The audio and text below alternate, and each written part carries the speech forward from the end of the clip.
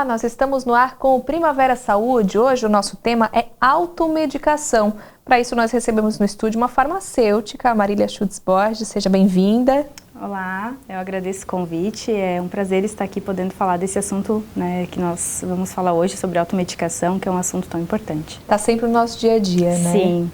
A gente trata aqui, né, no Primavera Saúde de diversas patologias e na maioria delas tem esse envolvimento, essa necessidade de tratamento com remédios e a automedicação é sempre citada aqui. Sim. Realmente é um problema, você que lida também, né, direto com os medicamentos, Sim. Percebe isso, essa compra também indevida de medicamentos?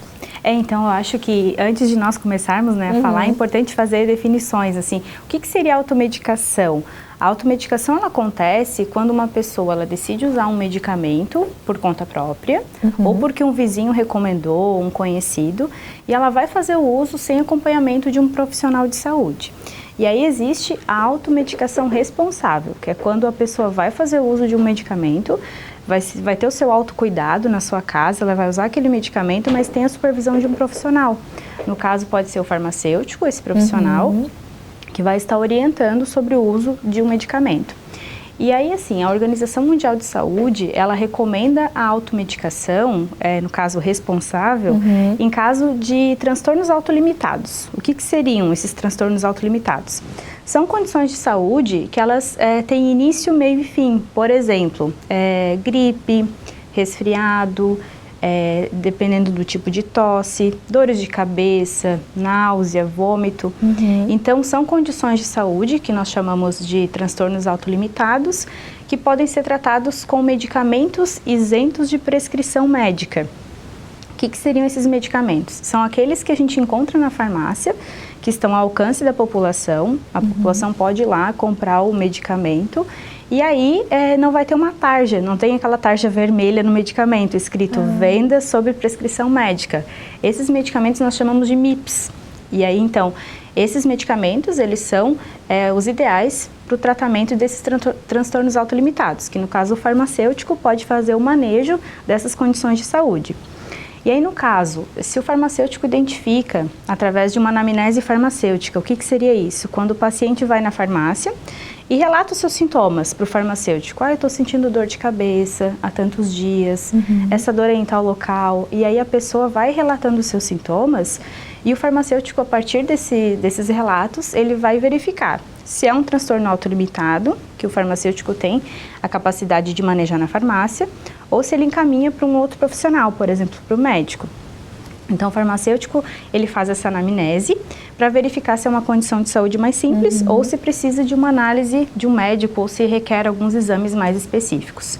Então, os MIPs são usados nessas condições, né? Os não tarjados, que nós chamamos. E existe muita procura na farmácia diretamente? Acaba sendo mais fácil, né, do que tu ir para um médico, justamente. Sim. Principalmente se for esses sintomas mais, deve ser só um resfriado. Enfim. Isso, existe muita procura nas farmácias.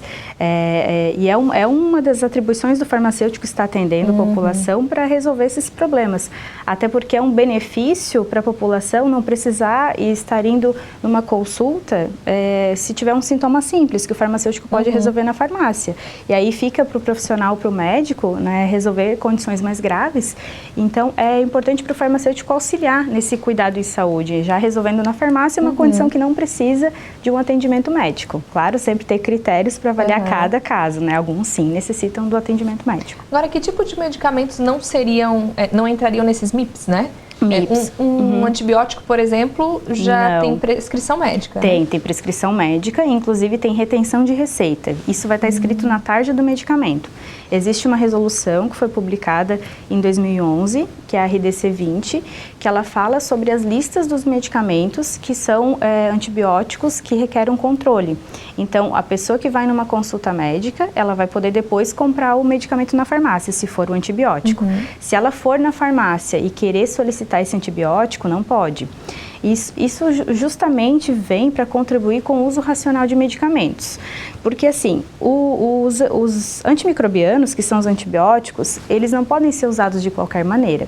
Porque as bactérias podem ficar resistentes a esses medicamentos e depois, quando precisa ser efetivo o antibiótico, ele não é.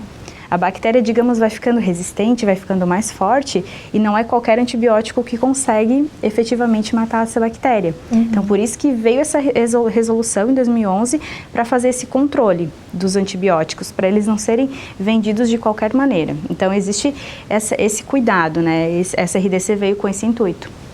E aí, o que impede a pessoa, né, de conseguir fazer essa automedicação? Porque, por exemplo, tem um problema grande que as pessoas muitas vezes fazem, que elas, pela prescrição médica, recebem um antibiótico para usar, não fazem aquele tratamento completo, que sobra para uma automedicação depois, né? Isso é um problema, grave. Porque existe restrição para venda para isso de quantidade de medicamentos ou... Então, quando a pessoa vai comprar na farmácia, geralmente ela vem com uma receita, se o médico colocou uma caixa, o farmacêutico vai analisar o tempo de tratamento que aquela pessoa precisa. Por exemplo, numa caixa vem 15 comprimidos e a pessoa precisa daqueles 15. Ela vai usar e o tratamento vai encerrar. Mas, às vezes, tem caixas de medicamentos que vêm com mais comprimidos, que é o caso, aí sobra. O que é o ideal? Fazer o descarte, tu pode levar esse medicamento numa unidade básica de saúde para fazer o descarte correto. Porque se ficar nas residências, as pessoas depois podem querer usar, quando sentem os mesmos sintomas, podem querer usar o medicamento e ele tem que ser usado de maneira correta, que é o uso racional de medicamentos por um tempo adequado, para uma condição específica. Porque se eu peguei aquele medicamento antibiótico que sobrou na minha casa, sobrou 3 comprimidos e eu vou tomar, por exemplo, durante 3 dias, não é o modo ideal. Cada bactéria tem um antibiótico específico para resolver o problema daquela infecção e precisa ser tomado por um tempo adequado. Então, o ideal é que o médico analise se for um antibiótico para verificar o tempo de tratamento adequado. Então, quando fica nas residências, quando sobra, a gente recomenda que leve nas unidades básicas para fazer o descarte correto. Existe a questão de medicamentos fracionáveis, porém não existe muito isso nas farmácias hoje como uma realidade, mas existe sim previsto em lei. O que seria esse fracionamento?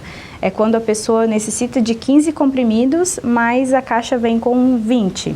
Ela levaria só aqueles 15 que ela necessita. Há farmácias que vendem fracionado. Então, assim, muito pouco na nossa realidade hoje, porque a gente precisa de existe, mas a gente precisa de uma estrutura específica para o fracionamento. A gente precisa de um local adequado, o profissional estando ali só para fazer o fracionamento. Então, ele acontece em farmácias comunitárias, que são essas farmácias de dispensação que a gente encontra, não é muito comum essa realidade, mas existe sim o fracionamento, né? Ele é previsto em lei. Tá, e aí, bom, a gente tá falando do antibiótico, por exemplo, que é um nome mais comum também, o pessoal conhece. Não é o ideal que se tem em casa, porque não se deve usar para automedicação. Sim. Mas é difícil quem não tenha sua farmácia em casa, né? Uma bolsinha lá com medicamentos. Sim. Quais que eu posso ter e que eu posso, de repente, usar para essas situações...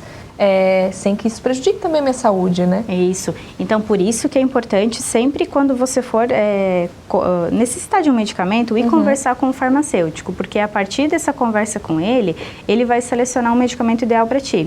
Vou te dar um exemplo. Muitos medicamentos, eles são os isentos de prescrição e tem, por exemplo, dipirona na sua fórmula. E aí tem pessoas que são alérgicas à dipirona e não podem tomar. E se a pessoa vai na farmácia e compra sem conversar com o farmacêutico, ela pode não saber que naquele medicamento que ele tem uma associação, que tem outros medicamentos juntos, pode conter ali a dipirona e fazer mal para a sua própria saúde. Então, o ideal é que a pessoa vá na farmácia, relate os sintomas para o farmacêutico e a partir desses sintomas o farmacêutico escolhe a melhor opção. E aí recomenda, se tu está com esse caso, tu usa esse medicamento. Porque aí, por isso que é importante essa análise de cada caso. E o farmacêutico, ele está na farmácia em todo o período de funcionamento, em que uma farmácia está aberta, justamente para prestar essas informações. Então, por isso que é importante saber qual é a condição de saúde, para saber qual o medicamento para mim. Porque, às vezes, o medicamento que vai fazer bem para mim, não vai fazer bem para ti. E é isso que acontece muitos casos de automedicação. A pessoa comprou um medicamento e fez bem para ela. Daí o vizinho dele, eu comprei um medicamento para minha pele porque eu estava com uma infecção, né? E aí fez bem para essa pessoa. Aí ela recomenda para o vizinho. Mas às vezes a condição não é a mesma, então precisa ser analisado. Daí o farmacêutico faz essa análise, se o farmacêutico vê que requer um atendimento médico, ele encaminha. Então por isso que precisa ser feito esse cuidado, porque medicamentos que são MIPs, que são os isentos de prescrição, também podem causar males. Por exemplo, o ibuprofeno é um medicamento isento de prescrição, qualquer pessoa pode comprar. É muito fácil ter em casa. Muito fácil ter em casa, mas pessoas que têm problemas gástricos não podem estar usando o ibuprofeno porque pode agravar o problema. Então, é esse cuidado específico que a gente tem que ter, olhar para cada pessoa individual com um sintoma específico e ver se ela não tem uma condição de saúde que impede o uso daquele medicamento. Por isso que é importante a análise do farmacêutico. E por mais que eu tenha esse medicamento em casa, já tenha usado em um outro momento, vale a pena eu conversar com o farmacêutico? Vale a pena. Ele está nas farmácias, disponível para isso, para resolver os problemas da população. Outra questão do ter medicamento em casa é a questão da validade, né? Que tem gente que não olha. Exatamente. E tem a questão do armazenamento também. É importante saber onde armazenar esse medicamento, que ele fique num local que não fique perto de umidade, calor, para preservar a integridade física. E se ele vencer, aí o correto também pode levar em alguma unidade básica para descarte. Está olhando isso com frequência também. Essa é uma realidade que acontece muito em Santa Catarina, né? Levar nas unidades básicas para fazer o descarte. Um medicamento que muita gente também toma indiscriminadamente e para a gente tirar a dúvida agora se é correto ou não é um antigripal, né? Isso. Agora, época de inverno, enfim, um resfriadinho, vai lá, compra um antigripal e pergunta também. Isso é o ideal, é o correto? Tem alguma restrição em relação a isso? Então, novamente, vem aquela questão de verificar quem é a pessoa que vai usar esse medicamento. Nesses medicamentos antigripais, muitos têm associação. Alguns têm dipirona, outros têm paracetamol. Não são todos iguais. Não são todos iguais. Mas só a marca que é diferente. Isso, muda a composição entre eles. Alguns têm vasoconstritores de via oral. Então, esses que têm vasoconstritores, por exemplo, eles não devem ser usados por pessoas hipertensas, porque pode prejudicar a questão da hipertensão. Por isso que eu reforço, né? É importante saber quem é a pessoa que vai usar aquele medicamento. Porque as pessoas têm acesso a eles nas farmácias, as pessoas podem lá pegar e ir embora sem falar com ninguém. Sim. Mas é importante questionar o farmacêutico. Porque, por exemplo, esse caso dos vasoconstritores que estão presentes nos antigripais, tem a questão de as pessoas que são alérgicas à dipirona, que muitos também têm dipirona. Por exemplo, o paracetamol, ele está presente em muitas associações também e ele não pode ser usado com álcool, porque pode gerar problemas hepatotóxicos. Então, mesmo que é um medicamento que as pessoas têm acesso facilmente, eles devem ter esse cuidado, esse controle. Bom, a gente vai fazer uma pausa rapidinho, a gente volta depois do intervalo, falando mais aí sobre automedicação, já já.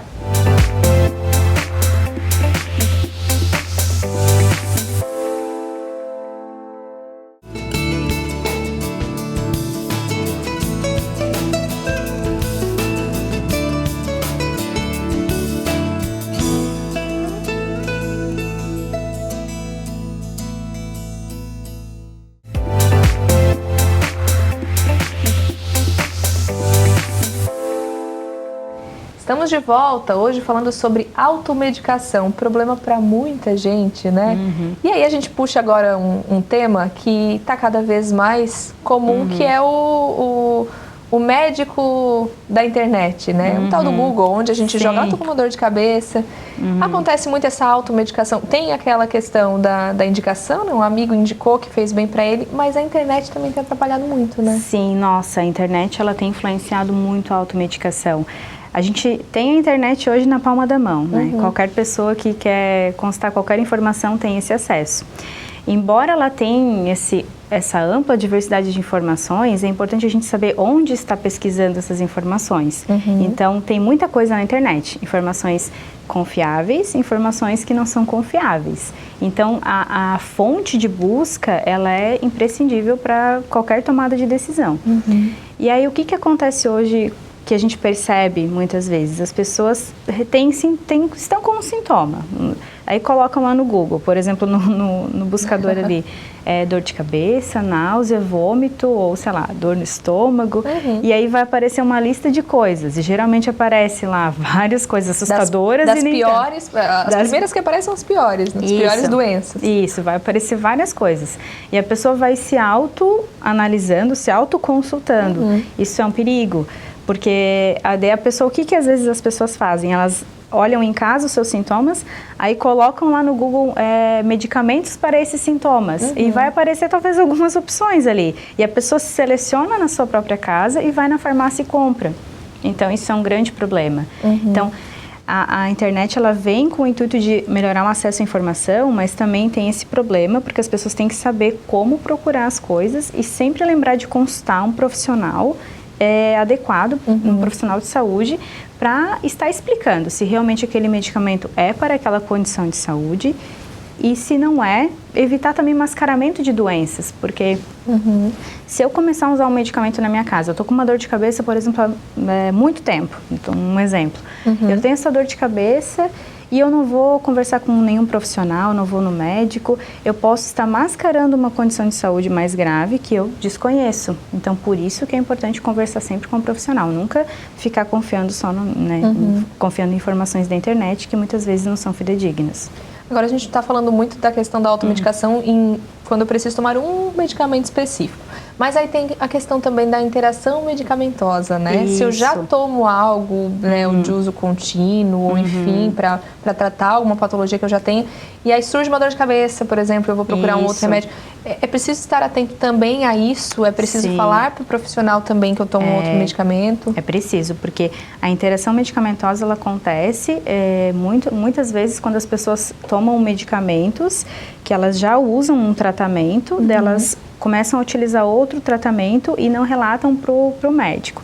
E aí um medicamento pode interferir na ação do outro, às vezes aumentando a concentração de um, às vezes inibindo a ação do outro, e é um problema de saúde bem grave. É um problema grave isso, porque às vezes as pessoas elas vão consultar com o gastro, aí depois elas consultam no cardiologista, e às vezes vão lá e consultam no endócrino. E se a pessoa não relata para todos esses médicos tudo que ela toma, os médicos não vão saber. E aí um medicamento vai interagir e exercer efeitos na ação do outro medicamento. E na bula diz, mas a gente não lê a bula, né? É muito difícil, né? E às vezes as informações da bula são mais complexas também. Então entra nesse cenário entra o farmacêutico clínico, para analisar esse conjunto de medicamentos que as pessoas utilizam e verificar se um interage com o outro e propor mudanças e alternativas melhores para solucionar alguma interação grave. Esse é um serviço que a farmácia clínica que executa. No Brasil, a farmácia clínica ela está vindo agora com mais força a partir de 2013, que nós publicamos resoluções, nós não, né? Falo nós enquanto farmacêuticos, mas o Conselho Federal de Farmácia publicou em 2013 resoluções importantes que falam da farmácia clínica, das atribuições clínicas do farmacêutico. Então, em outros países do mundo, a farmácia clínica já é muito consolidada, e agora o farmacêutico vem ganhando esse espaço para poder também estar analisando os medicamentos e propondo em parceria com outros prescritores, com médicos, ou propondo soluções juntamente com um fisioterapeuta. Então, essa colaboração multidisciplinar, o farmacêutico vem olhando a terapia medicamentosa, as interações e conversando com os outros profissionais para resolver esses problemas com o objetivo de melhorar a qualidade de vida do paciente. Então, lá na universidade do Extremo Sul Catarinense, nós estamos executando esse trabalho, nós estamos atendendo pacientes idosos, grande parte deles são idosos, e os idosos são pessoas polimedicadas, que usam muitos medicamentos. Por incrível que pareça, nós temos pacientes que utilizam até 20 medicamentos diferentes. Olha, e quando eu diariamente... E quando eu falo 20, não são 20 durante o dia, são 20 tipos diferentes que às vezes elas tomam várias vezes ao longo do dia. Olha... Então, é importante esse olhar do farmacêutico para essa terapia, de modo a organizar esses medicamentos e contribuir para melhorar o manejo da pessoa na sua casa. Porque às vezes os idosos também não conseguem identificar o nome, ou não sabem que o medicamento tem um nome comercial e um nome genérico. Às vezes ele pode estar usando o mesmo medicamento sem saber. E tem já tomam há tanto tempo que... Isso. E, por exemplo, existem aqueles medicamentos que são vendidos em associação. E aí tem lá, por exemplo, um anti-inflamatório não esteroide na fórmula, que é um medicamento usado para inflamação. E a pessoa, às vezes, tem uma condição de saúde ou algum problema renal e ela não pode estar usando aquele anti-inflamatório, que está lá num medicamento, numa composição, e ele acaba usando. Então, são problemas assim que a farmácia clínica visa contribuir para evitar, né, através dessa análise do conjunto de medicamentos que um paciente utiliza. Esse trabalho feito pela universidade, né, aqui, por exemplo, eu já tomo medicamento há muito tempo, tenho essa dúvida, eu posso, vou até lá, levo todos os medicamentos, se faz uma análise? Se faz uma análise, se faz um atendimento farmacêutico, e aí se analisa, faz uma entrevista, onde tem um formulário, onde a gente vai perguntar para essa pessoa como que é o dia a dia dela, se ela toma um medicamento em jejum, se ela toma outros medicamentos por automedicação, se ela utiliza plantas medicinais, por exemplo. Pode ter interação também? Pode, sim. Um exemplo é o hipérico perfuratum, é um medicamento que vem de planta medicinal e ele pode interagir com anticoncepcionais, cortando o efeito de anticoncepcionais. Então, essa interação medicamentosa a gente consegue identificar de diversos fatores, né, com diversos tipos de medicamentos, através das nossas análises. Então, a gente faz essa entrevista, identifica os medicamentos, faz uma análise na literatura e depois chama esse paciente de novo para dar um retorno para ele. E aí, se a gente verifica que ele precisa ter uma troca de medicamento, nós fazemos uma carta escrita ao prescritor, ao médico desse paciente, sugerindo as possíveis trocas de medicamentos. E essas possíveis trocas podem mudar completamente o tratamento, né? Porque a pessoa pode estar anos tomando um medicamento que nem efeito está fazendo. Sim, e aí por isso que é importante essa colaboração, que a gente relata para o médico como que o paciente vem fazendo o uso, se ele faz o uso correto ou não, e o médico, a partir dessa análise do farmacêutico, ele também toma uma decisão. É um trabalho em colaboração. Bom, e além de medicamento via oral, tem muitos medicamentos hoje que são... Existe o mesmo via oral e hoje tem, por exemplo, gel, spray, né? Anti-inflamatórios tem muito isso também, né? Isso, tem. E aí, nesse caso, ele age da mesma forma do organismo? Tem que se ter o mesmo cuidado? Porque hoje, principalmente, vamos pegar os homens aí, né? Jogam futebol, as mulheres que fazem uma atividade física, sentem uma dorzinha, uma pomada, um spray... Mas tem que se ter esse cuidado também? É importante que se analise a fórmula. Tem pessoas que são alérgicas a alguns componentes da fórmula, mas existem esses géis, por exemplo, sprays que eles são MIPs, que eles são vendas de venda sem prescrição médica, que podem ser, sim, utilizados com mais segurança. Com aquele contato com o farmacêutico sempre. Isso. Quando a gente fala desses MIPs, né, para um medicamento ele ser classificado como MIP, ele tem que ser mais seguro, ele tem que ter um perfil de segurança, ele não pode causar toxicidade e tem que ser manejado pelo próprio paciente. Então, é um medicamento que não vai causar dependência, claro, se for de uso oral. Então, ele tem que ter certas características para ser um MIP. Então, existem sim os géis que podem ser usados com mais tranquilidade e com segurança e tem também outros que são tarjados. Então, por isso, sempre essa consulta com o farmacêutico. O tarjado que eu falo é aquele de venda sob prescrição médica. Você falou da questão de causar dependência também ali, né? Tem pessoas que dizem, principalmente remédios para dormir, enfim, algo nesse sentido, né? Não vamos citar nomes aqui, mas assim, eu comecei tomando meio, agora eu tenho que tomar um. Tem esse aumento gradual, isso é por uma questão de vício realmente? O que acontece no organismo para que a pessoa...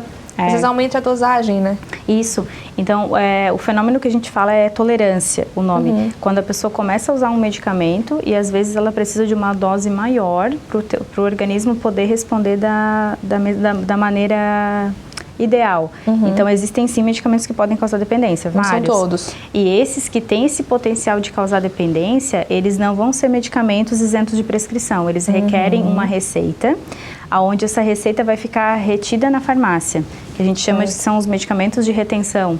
Então, a pessoa só consegue comprar justamente por esse potencial de dependência, ele vai ficar na farmácia justamente para aumentar esse controle do uso dos medicamentos. Então, o organismo sim pode desenvolver uma tolerância.